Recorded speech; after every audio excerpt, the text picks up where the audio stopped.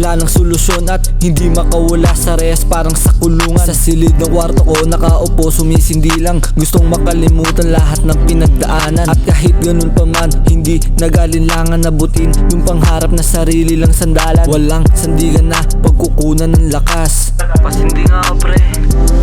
Sarili ko lang ang makapitan. Huwag kang umasa sa wala. Piliin mo lang maging masaya. Kapayapaan ang isip at kaluluwa.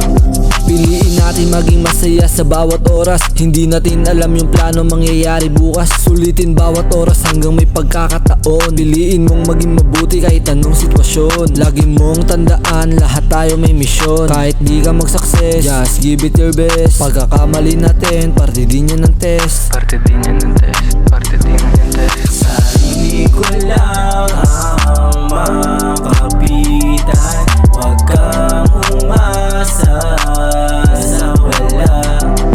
Piliin mo lang maging masaya. Kapayapaan ang isip at kaluluwa. Piliin mo lang palagi na maging masaya. Kapayapaan mo mahalaga. Unahin ang sarili bago ang iba.